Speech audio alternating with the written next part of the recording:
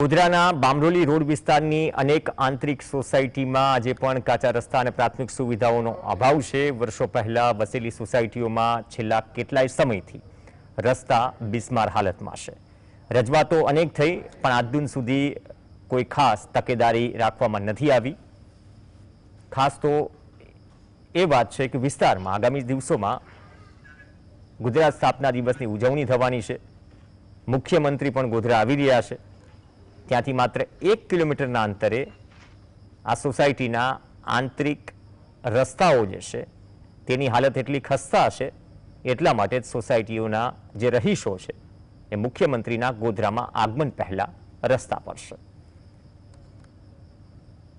અમે વર્ષોથી જે માગણી છે રોડ, રસ્તા અને પાણીની વ્યવસ્થા છે, સાથે સાથે અમારે સફાઈ માટે એટલે કે જે કચરાની જે ગાડી આવે છે એ પણ રેગ્યુલર નથી આવતી। રસ્તાની ખૂબ જ તકલીફ છે। ચોમાસામાં 4 મહિના તો અમારે અહીંયા વાહનો બંધ થઈ જાય છે, એવા ખાડા પડી જાય છે।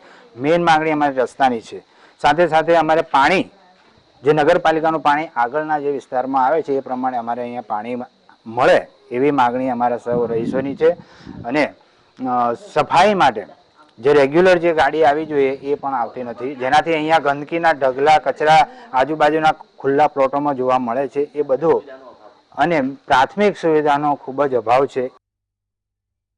અમારે કોઈ વ્યવસ્થા નથી પહેલી વાત તો, અને અમારા છોકરાઓ જાય તો રિક્ષાવાળા પણ કહે છે કે અહીંયા અંદર સુધી ના આવીએ, કેમ કે ખાડા ખબૂચડા જેટલા છે। અમારા છોકરાને રમવાની તકલીફ પડે છે। અમારા છોકરા રમે તો ક્યાં રમે, બહાર આવીએ તો વરસાદમાં ખાડા ખબૂચડા ભરી જાય છે, તો અમારે બહાર નીકળવાની તકલીફ પડે છે।